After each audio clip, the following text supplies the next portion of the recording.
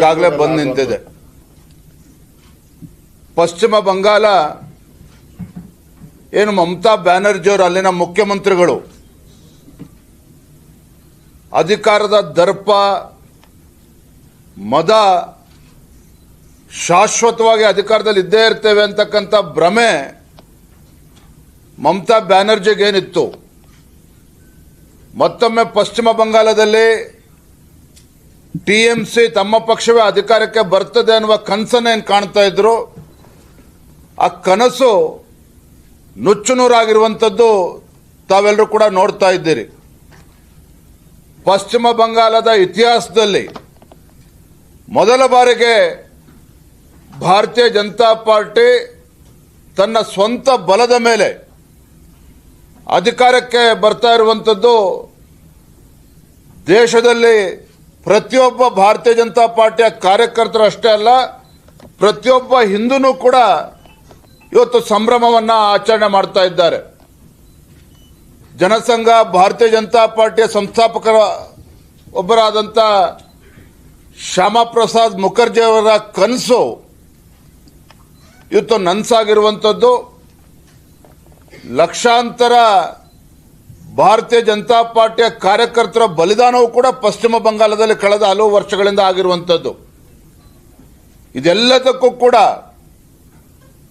ಪ್ರತ್ಯುತ್ತರವಾಗಿ ಒಂದು ಕಡೆ ಬಾಂಗ್ಲಾದೇಶದ ನುಸುಳುಕೋರರ ಹಾವಳಿ ಒಂದು ಕಡೆ ಆದರೆ, ಮತ್ತೊಂದು ಕಡೆ ಟಿಎಂಸಿ ಪಕ್ಷದ ಕಾರ್ಯಕರ್ತರ ಅಟ್ಟಹಾಸ, ಇದೆಲ್ಲದರಿಂದ ಆ ಪಶ್ಚಿಮ ಬಂಗಾಳದ ಜನ ಬೇಸತ್ತಿದ್ದನ್ನು ನಾವೆಲ್ಲರೂ ಕೂಡ ನೋಡಿದ್ವಿ. ಆದರೆ ಇವೆಲ್ಲವೂ ಕೂಡ ಇತಿಶ್ರೀ ಆಗಿರುವಂಥದ್ದು. ಪಶ್ಚಿಮ ಬಂಗಾಳದ ಭಾರತೀಯ ಜನತಾ ಪಾರ್ಟಿ ಅಭೂತಪೂರ್ವ ಗೆಲುವು ಪಶ್ಚಿಮ ಬಂಗಾಳದ ಪ್ರಜ್ಞಾವಂತ ಮತದಾರರು ಇವತ್ತು ದೇಶದ ಹೆಮ್ಮೆಯ ಪ್ರಧಾನಮಂತ್ರಿ ನರೇಂದ್ರ ಮೋದಿಜಿಯವರ ನಾಯಕತ್ವವನ್ನು ಮೆಚ್ಚಿಕೊಂಡಿದ್ದಾರೆ. ಹಿಂದುತ್ವದ ಪರವಾಗಿರ್ತಕ್ಕಂಥ ಒಂದು ಸರ್ಕಾರ ಅಲ್ಲಿ ಅಸ್ತಿತ್ವಕ್ಕೆ ಬರಬೇಕು ಅನ್ನುವ ಅಪೇಕ್ಷೆ ಏನಿತ್ತು, ಅಪೇಕ್ಷೆ ಇವತ್ತು ನನಸಾಗಿರ್ತಕ್ಕಂಥದ್ದು ಕೂಡ ನಾವು ನೋಡಿದ್ದೇವೆ. ಅದೇ ರೀತಿ ಅಸ್ಸಾಂ ಹೇಗಾದರೂ ಮಾಡಿ ಭಾರತೀಯ ಜನತಾ ಪಾರ್ಟಿ ಸರ್ಕಾರವನ್ನು ಕಿತ್ತು ಒಗಿಬೇಕು ಅನ್ನುವ ಷಡ್ಯಂತ್ರ ಕಾಂಗ್ರೆಸ್ ಪಕ್ಷ ಆದಿಯಾಗಿ ಅವರ ಮಿತ್ರ ಪಕ್ಷಗಳು ಅಲ್ಲೂ ಕೂಡ ಒಂದು ಷಡ್ಯಂತ್ರ ನಡೆಸಿರ್ತಕ್ಕಂಥದ್ದು ನಮಗೆ ಗೊತ್ತಿದೆ. ಆದರೆ ಅಸ್ಸಾಮಿನ ಮುಖ್ಯಮಂತ್ರಿಗಳೇನಿದ್ದಾರೆ, ಭಾರತೀಯ ಜನತಾ ಪಾರ್ಟಿ ಸರ್ಕಾರ ಅಲ್ಲಿನ ಮುಖ್ಯಮಂತ್ರಿಗಳು ಅವರ ಒಂದು ದಿಟ್ಟ ನಾಯಕತ್ವ ಮತ್ತು ಪ್ರಧಾನಮಂತ್ರಿ ನರೇಂದ್ರ ಮೋದಿಜಿಯವರ ನಾಯಕತ್ವವನ್ನು ಒಪ್ಪಿ ಅಲ್ಲೂ ಕೂಡ ಜನ ಮತ್ತೊಮ್ಮೆ ಭಾರತೀಯ ಜನತಾ ಪಾರ್ಟಿ ಆಶೀರ್ವಾದ ಮಾಡಿ 100ರ ಗಡಿ ಅಸ್ಸಾಂ ರಾಜ್ಯದಲ್ಲಿ ದಾಟಿರ್ತಕ್ಕಂಥದ್ದು ನಮ್ಮೆಲ್ಲರೂ ಕೂಡ ತುಂಬ ಸಂತೋಷವನ್ನು ತಂದಿರುವಂಥ ವಿಚಾರ. ಅದೇ ರೀತಿ ಪುದುಚೇರಿ ಮತ್ತೊಮ್ಮೆ ಅಲ್ಲಿ ಬಿಜೆಪಿ ಸರ್ಕಾರ ಮತ್ತೊಮ್ಮೆ ಅಸ್ತಿತ್ವಕ್ಕೆ ಬರ್ತಾ ಇರ್ತಕ್ಕಂಥದ್ದು ಕೂಡ ನಾವೆಲ್ಲರೂ ಕೂಡ ಸಂತೋಷ ಪಡುವಂಥ ಸಂಗತಿ. ಮತ್ತೊಂದು ಕಡೆ ತಮಿಳುನಾಡು ಡಿಎಂಕೆ ಯಾವ ರೀತಿ ಕಳೆದ ಅವರ ಆಡಳಿತ ಅವಧಿಯಲ್ಲಿ ಹಿಂದೂಗಳಿಗೆ ಅಪಮಾನ ಮಾಡುವಂಥ ಕೆಲಸ ಯಾವ ರೀತಿ ಪಶ್ಚಿಮ ಬಂಗಾಳದಲ್ಲಿ ಆಗ್ತಾ ಇತ್ತು, ಪಶ್ಚಿಮ ಬಂಗಾಳದ ಟಿಎಂಸಿಯನ್ನು ಕೂಡ ಮಮತಾ ಬ್ಯಾನರ್ಜಿಯನ್ನು ಕೂಡ ಮೀರಿಸುವಂತೆ ತಮಿಳುನಾಡಲ್ಲಿ ಏನು ಅಟ್ಟಹಾಸದಿಂದ ಅಧಿಕಾರದ ಅಮಲಿನಿಂದ ಮೆರಿತಾ ಇದ್ರು. ತಮಿಳುನಾಡಲ್ಲಿ ಅಲ್ಲಿನ ಮುಖ್ಯಮಂತ್ರಿಗಳು ಸ್ಟಾಲಿನ್ ಅವರು ಅಲ್ಲಿಯ ಮತದಾರರು ತಕ್ಕ ಪಾಠವನ್ನು ಕಲಿಸಿದ್ದಾರೆ. ಡಿಎಂಕೆ ಸರ್ಕಾರವನ್ನು ಕಿತ್ತೊಗೆಯುವ ಮೂಲಕ ಒಂದು ಸ್ಪಷ್ಟ ಸಂದೇಶವನ್ನು ತಮಿಳುನಾಡಲ್ಲೂ ಕೂಡ ನಾವು ಕೊಟ್ಟಿರ್ತಕ್ಕಂಥ ನಾವು ನೋಡ್ತಾ ಇದ್ದೇವೆ. ಒಟ್ಟಾರೆಯಾಗಿ ಪಶ್ಚಿಮ ಬಂಗಾಳದ ಭಾರತೀಯ ಜನತಾ ಪಾರ್ಟಿ ಅಭೂತಪೂರ್ವವಾಗಿರ್ತಕ್ಕಂಥ ಗೆಲುವು ಯಾರೂ ಕೂಡ ನಿರೀಕ್ಷೆ ಮಾಡಿರಲಿಲ್ಲ. ಬಹುತೇಕ 200ರ ಗಡಿಯನ್ನು ನಾವು ಮುಟ್ತಕ್ಕಂಥ ಎಲ್ಲ ಸಂಕೇತಗಳಿಗಾಗಲೇ ನಾವು ನೋಡ್ತಾ ಇದ್ದೇವೆ. ಪಶ್ಚಿಮ ಬಂಗಾಳ, ಅಸ್ಸಾಂ, ಇವತ್ತು ಪುದುಚೇರಿ ಭಾರತೀಯ ಜನತಾ ಪಾರ್ಟಿಯ ಗೆಲುವು ಒಂದು ಕಡೆ ನರೇಂದ್ರ ಮೋದಿಜಿಯವರ ನಾಯಕತ್ವಕ್ಕೆ ಒಂದು ದೊಡ್ಡ ಶಕ್ತಿಯನ್ನು ತುಂಬಿದಂತಾಗಿದೆ. ನಮ್ಮ ರಾಷ್ಟ್ರೀಯ ಅಧ್ಯಕ್ಷರಾಗಿರುವಂತಹ ನಿತಿನ್ ನಬೀನ್ಜಿಯವರ ನೇತೃತ್ವದ ಮೊದಲ ಚುನಾವಣೆ ಬಹಳ ದೊಡ್ಡ ಒಂದು ಸಂದೇಶವನ್ನು ನೀಡಿರುವಂಥದ್ದು. ಮತ್ತೊಂದು ಕಡೆ ಇಡೀ ದೇಶದಲ್ಲಿ ಅಮಿತ್ ಶಾಜಿ ಅಂತ ಹೇಳಿದ್ರೆ ಚುನಾವಣಾ ಚಾಣಕ್ಯ ಅಂತೇಳಿ ಇವತ್ತು ಪ್ರತಿಯೊಬ್ಬರು ಕೂಡ ಮಾತನಾಡ್ತಾ ಇದ್ದಾರೆ. ಈ ದೇಶದ ಒಬ್ಬ ಚಾಣಕ್ಯ ಅಮಿತ್ ಶಾಜಿ ಅವರ ತಂತ್ರಗಾರಿಕೆನೂ ಕೂಡ ಈ ಎಲ್ಲ ರಾಜ್ಯಗಳ ಭಾರತೀಯ ಜನತಾ ಪಾರ್ಟಿಯ ಗೆಲುವಿಗೆ ನಮಗೆ ದೊಡ್ಡ ಶಕ್ತಿಯನ್ನು ತುಂಬಿದೆ ಅನ್ನುವ ಮಾತನ್ನ ಸಂದರ್ಭದಲ್ಲಿ ಹೇಳ್ತೇನೆ.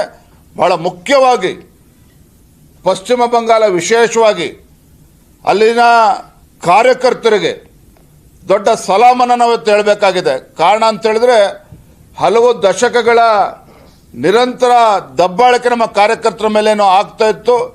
ಇದೆಲ್ಲದಕ್ಕೂ ಕೂಡ ಇತಿಷ್ಠ ಆಗ್ತಕ್ಕಂಥ ಕೆಲಸ ನಮ್ಮ ಕಾರ್ಯಕರ್ತರುಗಳು ಕೂಡ ಮಾಡಿರ್ತಕ್ಕಂಥದ್ದು. ಎಲ್ಲ ಈ 3 ರಾಜ್ಯಗಳ ಎಲ್ಲ ನಮ್ಮ ಕಾರ್ಯಕರ್ತರು ಕೂಡ ನಾನು ತಮ್ಮ ಮುಖೇನ ಅವರಿಗೆ ವಂದನೆ ಅಭಿನಂದನೆ ಕೂಡ ನಾನು ಸಂದರ್ಭದಲ್ಲಿ ಸಲ್ಲಿಸೋಕೆ ಇಚ್ಛೆಪಡ್ತೇನೆ.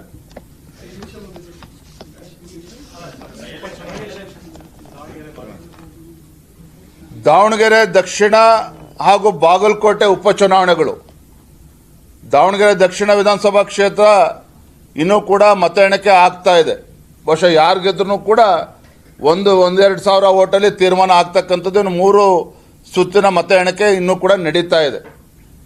ನನಗೆ ಸಂಪೂರ್ಣ ವಿಶ್ವಾಸ ಇದೆ ದಾವಣಗೆರೆಯಲ್ಲಿ ಭಾರತೀಯ ಜನತಾ ಪಾರ್ಟಿ ಗೆದ್ದೇ ಗೆಲ್ಲುತ್ತೆ ಅನ್ನೋ ವಿಶ್ವಾಸ ನಮಗೆ ಸಂಪೂರ್ಣವಾಗಿದೆ. ಬಾಗಲಕೋಟೆ ನಾವು ನಿರೀಕ್ಷೆ ಮಾಡಿರಲಿಲ್ಲ. ಹಿಂದೆ ಕಾಂಗ್ರೆಸ್ ಗೆದ್ದಿದ್ರೂ ಸಹ ಈ ಬಾರಿ ಆ ಕ್ಷೇತ್ರದಲ್ಲಿ ಮತದಾರರು ನಮ್ಮನ್ನು ಕೈ ಹಿಡಿತಾರೆ ಅನ್ನೋ ವಿಶ್ವಾಸ ನಮಗೆ ಸಂಪೂರ್ಣವಾಗಿತ್ತು. ಯಾಕೆಂತ ಹೇಳಿದ್ರೆ ದಾವಣಗೆರೆ ದಕ್ಷಿಣ ಮತ್ತು ಬಾಗಲಕೋಟೆನಲ್ಲಿ ನಮ್ಮ ಕಾರ್ಯಕರ್ತರು ಸಾಕಷ್ಟು ಶ್ರಮವನ್ನು ಹಾಕಿದ್ದಾರೆ. ನಮ್ಮ ಸಂಘಟನಾ ಚಟುವಟಿಕೆಗಳಿಗೆ ಏನೇನಾಗಬೇಕು ಎಲ್ಲವೂ ಕೂಡ 100ಕ್ಕೆ 100ರಷ್ಟು ನಾವು ಶ್ರಮವನ್ನು ಹಾಕಿರ್ತಕ್ಕಂಥದ್ದು. ಇದ್ರ ಮಿಗಿಲಾಗಿನೂ ಕೂಡ ಏನು ಮಾನ್ಯ ಮುಖ್ಯಮಂತ್ರಿಗಳು ಸ್ವತಃ ಮುಖ್ಯಮಂತ್ರಿಗಳು ಬಾಗಲಕೋಟೆನಲ್ಲಿ ಬಂದು 15 ದಿನಗಳ ಕಾಲ ಬೀಡು ಬಿಟ್ಟಿರ್ತಕ್ಕಂಥದ್ದು. ಸಚಿವ ಸಂಪುಟದ ಸದಸ್ಯರುಗಳು ಇವತ್ತಲ್ಲಿ ಬೀಡು ಬಿಟ್ಟಿದ್ದು ಎಲ್ಲ ಕೂಡ ತಾವು ನೋಡಿದ್ದೀರಿ. ಆದರೆ ಇದ್ರ ಆಗಿಯೂ ಕೂಡ ನಾವು ಗೆದ್ದೇ ಗೆಲ್ತೇವೆ ಅನ್ನೋ ಸಂಪೂರ್ಣ ವಿಶ್ವಾಸ ನಮಗಿತ್ತು. ಆದರೆ ಬಾಗಲಕೋಟೆ ನಮಗೆ ಹಿನ್ನಡೆ ಆಗಿದೆ ಅನ್ನೋದನ್ನು ನಾವು ಒಪ್ಕೊಳ್ತೇನೆ. ಆದರೆ ಕಾರ್ಯಕರ್ತರು ಮಾತ್ರ ಸಾಕಷ್ಟು ಶ್ರಮವನ್ನು ಹಾಕಿದ್ದಾರೆ.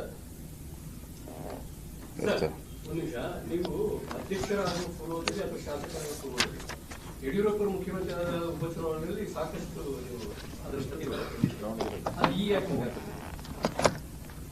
ನೋಡಿ, ಹಿಂದೆ ಬಿಜೆಪಿ ಸರ್ಕಾರ ಇದ್ದಾಗ ಯಾವ ರೀತಿ ಉಪಚುನಾವಣೆ ನಾವು ಗೆದ್ದಿದ್ವಿ. ಇದೇ ಕಾಂಗ್ರೆಸ್ ಸರ್ಕಾರ ಇದ್ದಾಗ ಸಿದ್ದರಾಮಯ್ಯನವರು ಮುಖ್ಯಮಂತ್ರಿಗಳಿದ್ದಾಗ ಗುಂಡೂರುಪೇಟೆ ಇರ್ಬೋದು, ನಂಜನಗೂಡು ಇರ್ಬೋದು, ಯಾವ ರೀತಿ ಚುನಾವಣೆಗಳನ್ನು ಗೆದ್ದರು ಎಲ್ಲವೂ ಕೂಡ ಇತಿಹಾಸ ನಮ್ಮ ಕಣ್ಮುಂದೆ ಇರ್ತಕ್ಕಂಥದ್ದು. ಹಾಗಾಗಿ ಉಪಚುನಾವಣೆ ಗೆದ್ದಿದೆ ಅನ್ನೋ ಕಾರಣಕ್ಕೆ ಮತ್ತೆ ಕಾಂಗ್ರೆಸ್ ಪಕ್ಷದ ಪರವಾಗಿ ಒಲವಿದೆ ಅಂತೇಳಿ ನಾವು ಹೇಳೋದಕ್ಕೆ ಸಾಧ್ಯ ಆಗೋದಿಲ್ಲ. ಹಿಂದೆ ಅನೇಕ ಉದಾಹರಣೆಗಳು ಇವತ್ತು ಕಣ್ಮುಂದಿದೆ. ಆದರೆ ಇದ್ರ ಆಗಿಯೂ ಸಹ ನಾವು 2 ಚುನಾವಣೆಗಳಲ್ಲಿ ವಿಶೇಷವಾಗಿ ಬಾಗಲಕೋಟೆನಲ್ಲಿ ಯಾಕೆ ನಮಗೆ ಹಿನ್ನಡೆ ಆಗಿದೆ ಅನ್ನೋದನ್ನು ನಾವು ಇನ್ನೂ ಕೂಡ ಪರಾಮರ್ಶೆ ಮಾಡಬೇಕಾಗಿದೆ. ನಮ್ಮ ಮುಖಂಡರ ಜೊತೆ ಕೂತು ಚರ್ಚೆ ಮಾಡಬೇಕಾಗಿದೆ. ತದನಂತರದಲ್ಲಿ ಮುಂದೆ ಯಾವ ರೀತಿ ನಾವು ಇನ್ನೂ ಕೂಡ ಸಂಘಟಿತರಾಗಿ ಹೋಗಬೇಕು, ಆ ನಿಟ್ಟಿನಲ್ಲಿ ನಾವು ಇನ್ನೂ ಕೂಡ ಸಂಘಟನೆಗೆ ಬಲವನ್ನು ಕೂಡ ತುಂಬಬೇಕು. ಸಂಘಟಿತರಾಗಿ ಹೋಗೋದಕ್ಕೆ ಏನು ಮಾಡಬೇಕು ಅದ್ರ ಬಗ್ಗೆ ನಾವು ಸ್ಟ್ರಾಟಜಿ ನಾವು ಮಾಡ್ತೇವೆ.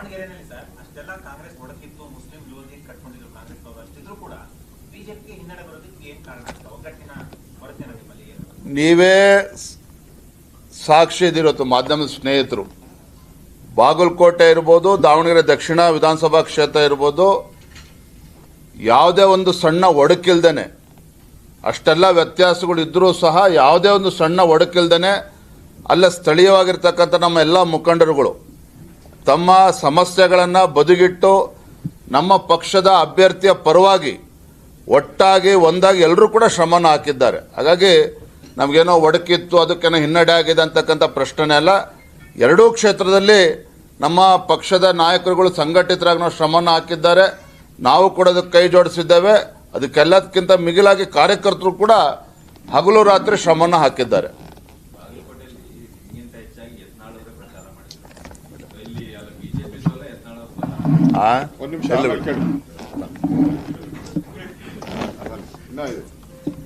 ಮಾತಾಡೋದ್ರ ಬಗ್ಗೆ ಪಂಚರಾಜ್ಯ ಚುನಾವಣೆಯಲ್ಲಿ ಬಿಜೆಪಿಗೆ ಮತ ನೀಡಿದ್ದಕ್ಕಂತ